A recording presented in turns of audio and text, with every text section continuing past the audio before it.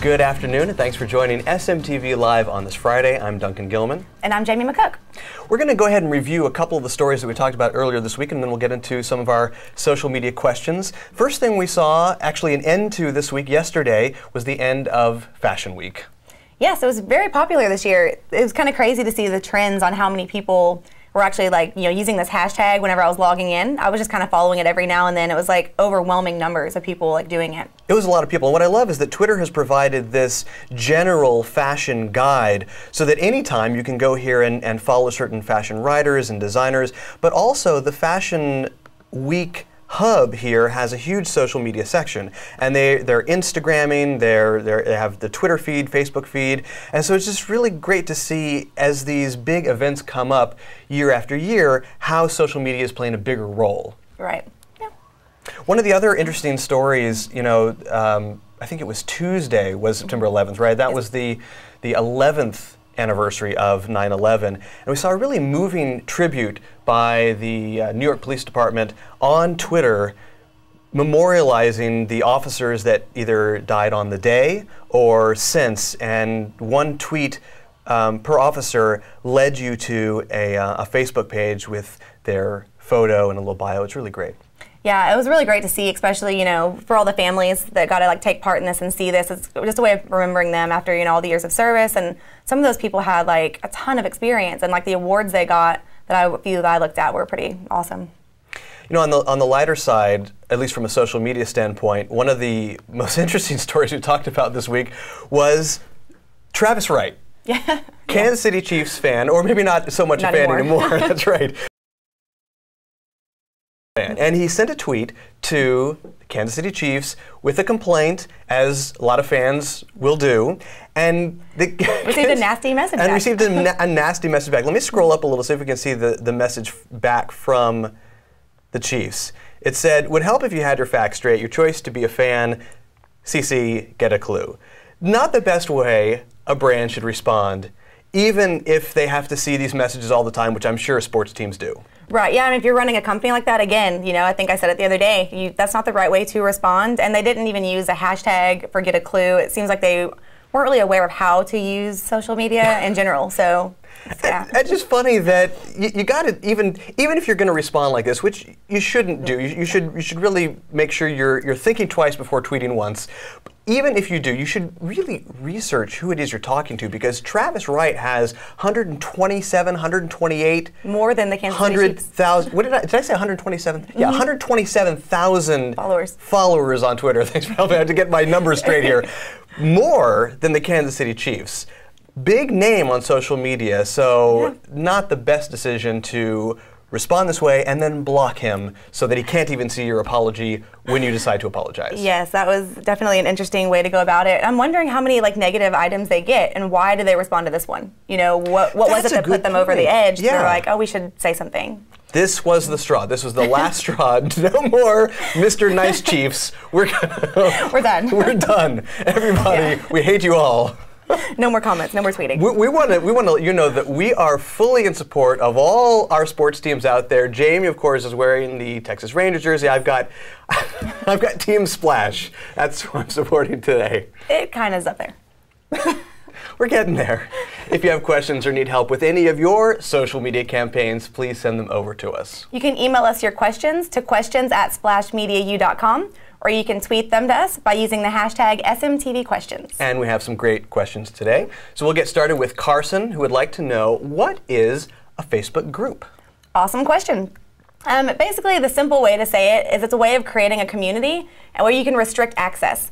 There's a few different ways you can set it up. You can do open, closed, or you can even do a secret group. The difference between them is open, everyone can kind of come in and see everything going on. And then if you're closed, you have to go in and actually request access to join. And then a secret is kind of interesting because you can actually go in and no one can actually search for it. I mean, if they search, it's just going to pull up blank. So it's kind of a way you'd have to actually invite people to go to that one. That is a great description. And I'll show on the screen here what you were just describing. When you go to create a group, which you'll find down here on the left-hand side under groups, of course, you can put in your group name, go ahead and invite some members to start with, and then choose, just like you said, which format do you want? Do you want an open, closed, or secret? Now, the one main difference between groups and pages is that for groups, any of these settings still require approval to join. These settings determine what you can see from the outside, but you still need that you have to request membership, and that's the big difference between a group and a page. We always recommend for a business to start with a page because it has a lower barrier to entry. You just click like you would on a Twitter account. You just click follow. And it's really great for families. Like if you have like a family you want to kind of keep in contact with, or organizations, it's kind of a great way just to kind of make it private so not everyone's seeing all of it. Yeah, it can come in handy. Or even for a company that wants to have the main company page and then a group maybe for just their employees for private internal company discussions. Yeah. Jake wrote to us, how do I know if anyone is reading my blog? There are a couple ways, Jake. If you have to ask, then no one is. No, I'm kidding. I'm sure there are plenty of people reading your blog, and there are a couple ways to find out. One is through the blog stats of the platform itself. WordPress, a couple other of the platforms all actually have metrics that you can go into the back end, log in with your username and password, and find graphs and charts and statistics for any date range that you choose. A couple other ways could be Google Analytics, and that's a great way to do it because if it's on your domain, you set it right up through Google Analytics, and that will also tell you where a lot of your visitors came from. Right, and like doing the bit.ly, you can do like links like tracking, and that's just kind of that's fun. a great idea. Yeah, if you have a landing page on your blog, a forum, things you're sending people to that reside on your blog, it's a great idea to shorten that link. That way you can use a service like bit.ly, and Google offers link shortening too, and you can use those to track direct links from a certain place. Right. Amanda wants to know, I'm an insurance agent just establishing my social presence. Congratulations, Amanda. What should be my first step? Oh, well, your first step, you would want to do internal activation first. So you want to invite your friends, family, and employees, if you have any, to go in, and you want to like have them follow you on Twitter, add you on Facebook, kind of all those so you have a good base before you start inviting potential clients. And then also you want to kind of add things to your signature line on your emails so everyone knows where they can find you and follow you, make it really easy for them. And then of course you always want to cross-promote between the different sites to let them know which networks you are on. Absolutely. You know, Amanda, I think we probably at this point sound like a broken record when we mention internal activation and cross-promotion, but it's so important. It's so important to let your company know, your partners know, your friends know. Here I am, here's my presence on social media, come join us, because that is the only way that you're going to get a nice start going to all of your great content that I'm sure you're going to create. That's the only way you're going to get that immediate feedback and reaction so that your community can grow.